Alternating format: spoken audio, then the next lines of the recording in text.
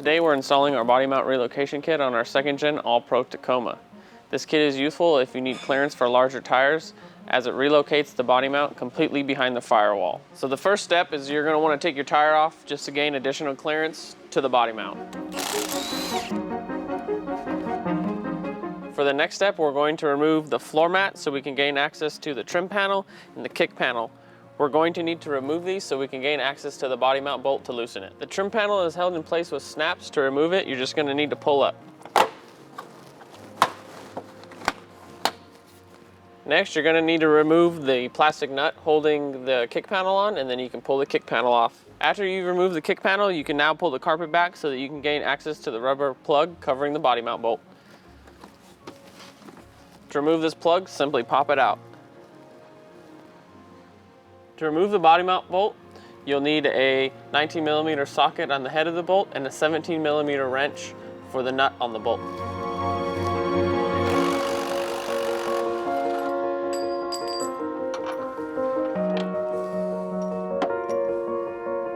On 3rd gen trucks, you will need to remove the pressed-on washer from the factory body mount bolt.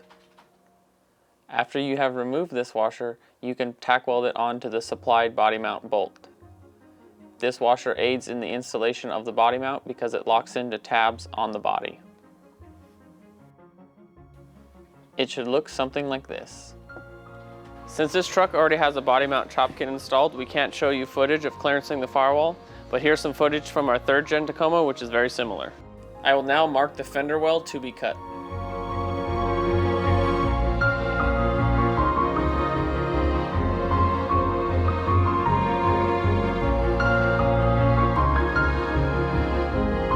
You will also need to mark the fender to be trimmed. This will vary between different models. You will want to do something similar to what we have shown. The fender cut should be on a similar plane to the body mount cut.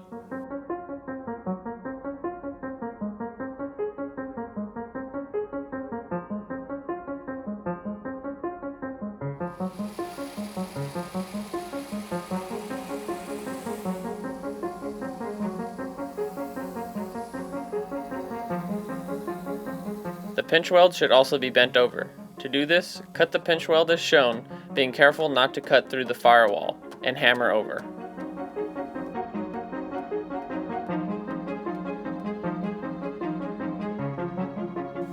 Use paint or undercoating to paint the firewall.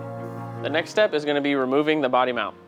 To do this, you can use a plasma cutter, a cutting torch, sawzall, or an angle grinder. If you use a sawzall or an angle grinder, you're probably going to have to remove the bracket in sections. For the purpose of today's video, we're going to be using an angle grinder. Since I'm going to be using an angle grinder and cutoff wheel, I'm going to try to remove the bracket in sections. My idea is to cut here, here, here, and here. I'm also going to transfer those cuts onto the back side of the bracket so I can remove the bottom and create 2 windows here so I can gain access to this top cut up here near the frame. Before cutting the body mount, use a jack stand to support the weight of the body. Alright, so now we're going to get cutting.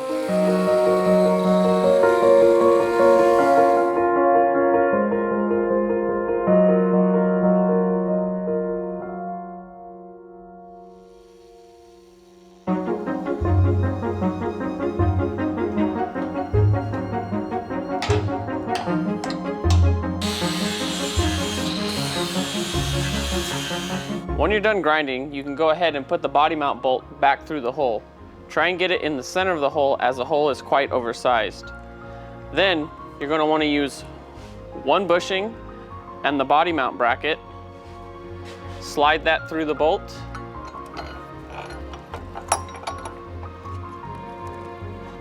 And you can use the shadow of the old bushing to center the new bushing. And then you're just going to want to outline the areas that you need to clear the paint off so you can get a nice clean weld.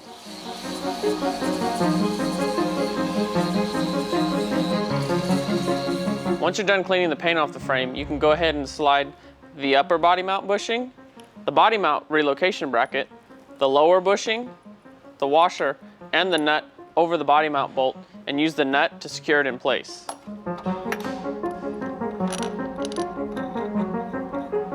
Once you're done loosely assembling the body mount assembly, you can use the 9mm hex at the bottom of the bolt to tighten the assembly. What you're gonna wanna do is use a 17mm wrench to hold the bolt and spin the 9mm hex counterclockwise to tighten the assembly. Once you got the body mount assembly snug, you can go ahead and verify that the body mount bolt is passing through the center of the hole by checking it against the shadow of the old bushing. Once that's good, you can go ahead and tighten it up. After you've got the body mount snugged up, you're gonna wanna torque it to 35 foot-pounds. Once you've got the body mount assembly tightened, you're gonna wanna go ahead and push it up against the frame and tack weld it into place. You want these tacks to be pretty sturdy so that way it doesn't pull or warp when you're doing the finish welding. Once you've got it tacked in place, just go ahead and double check that you don't have any gaps that are too large to weld. If so, you may want to break those tacks and either grind on the bracket a little bit or reposition the bracket. While doing your finish welding, you're going to want to do it in sections so you don't melt the bushings. When finish welding, you'll be able to weld both the inside and the outside of the front and the rear of the bracket. However, you will only be able to weld the inside of the top portion of the bracket. When you're done finish welding, we recommend cutting the body mount bolt so that it does not hang below the body mount bracket.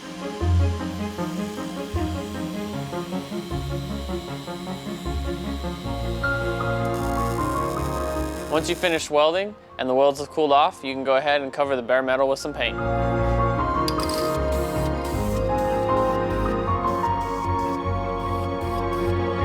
Before lowering the vehicle, be sure to remove whatever stand you had holding up the body.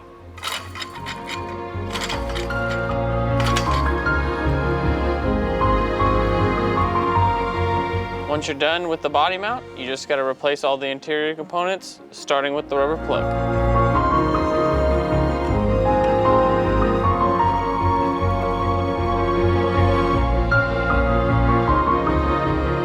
All that's left to do now is to replace the tire and hit the trails.